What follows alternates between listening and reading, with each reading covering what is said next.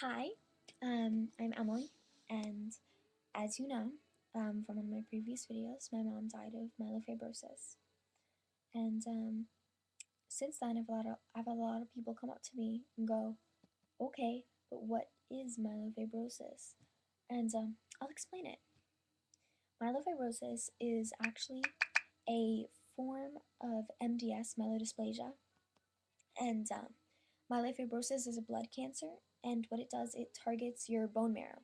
So, let's see.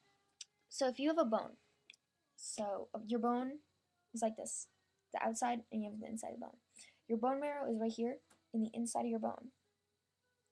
Okay? So what the myelofibrosis does is it targets the things inside of your bone, and it basically kills it. So basically, it takes a very, very, very long time to develop to the point where it was with my mom. It does not have a cure. Does not. There are some experimental programs. Not a lot though. What else? So my mom had this disease for. Okay, let me start off first for what stage she was at. My mom was basically at a stage where she went for testing and she had 0% bone marrow. And what that means is that, or close to zero, but what that means is that all of her bones, or mostly every single bone in her body, had no more bone marrow left. It was gone, it was dead because of myelofibrosis. And basically what the doctor said is, at this stage, like, she would have had to had this disease for at least 15 years to get to this point. And I'm 15, so she had this my entire life. And didn't know it. Yep, that's a definition, kind of. But my mom is definitely the strongest person I know. Definitely. Because she went through so much, but she didn't care. She only cared about what other people were. Like, that's kind of like me in a way. Like, I care too much about other people. But my mom, it was amazing. She would smile through everything. If she was crying, she would tell you if it was okay, even if you know it wasn't. If if you were upset and she was in a lot of pain, she'd talk to you instead of asking for pain medication. Everyone on her in her unit in South loved her. All the workers and all the doctors and stuff, because she's the only one that was actually really nice.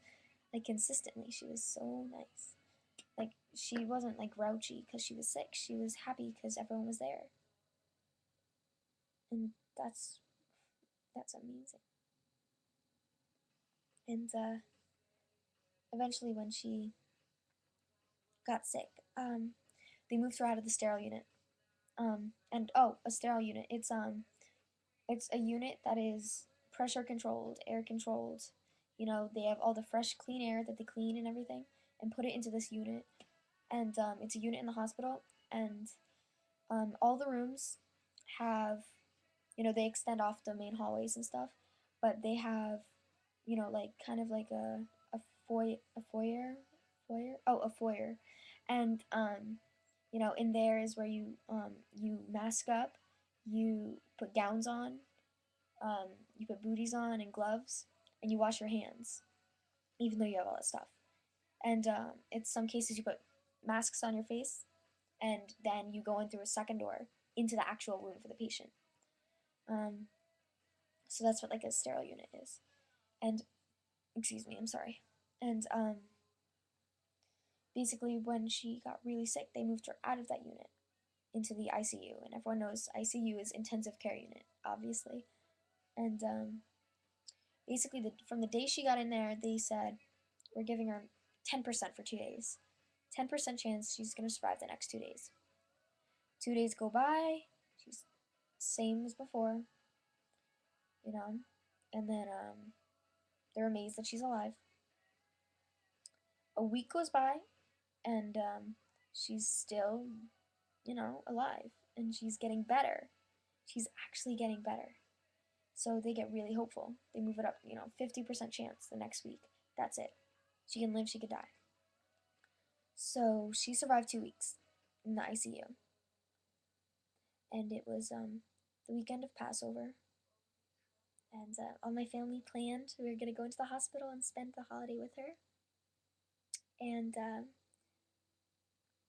Thursday, I was in school the entire day. After school, right away, I had a lacrosse game. Got back at 6. At 6:30, I had a chorus concert. So I got back home at around 9:30, 10 o'clock at night. And when I got home, I knew from the moment my friend's mom pulled up that my mom died. And people will go, "That's crazy, how did you know?"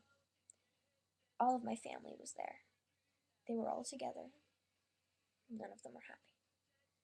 My dad told me, and I read a magazine, and I went up to my room, and I didn't cry until the funeral. But myelofibrosis, this disease, this could have been prevented had it been found earlier. And my mom could have lived, And I know, she couldn't have lived now, but I'm saying if people would donate more money, if they would care, people don't realize when there are these organizations saying, "Please, we need money, donate, donate." It's really that important. Really is. So, to donate, you can actually, I think they have a website, but it's the MDS Foundation. That's MDS Foundation. And you can make donations, and you can make them in honor of a specific person. It doesn't have to be, I don't think, but it would help. And you know what? Even a penny, because when they find a cure, you're gonna save thousands of people that are like my mom, with daughters, with sons, with family. I don't believe that people deserve to die for any reason. They don't deserve to die. But all I'm saying, there's some people in the world that people wouldn't miss. We had over 100 people come to my mom's funeral. People that she hadn't seen in 6 years, people that she hadn't seen in 30 years. They came because they care. And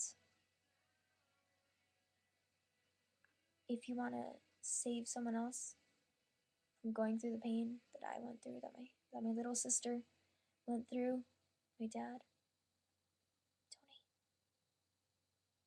Because I am now a 15-year-old girl that is taking care of her little sister like a mother. I make dinner, I get home early, I go grocery shopping. I shouldn't have to. I'm not complaining, but you can stop it from happening again. And I really wish that you would too.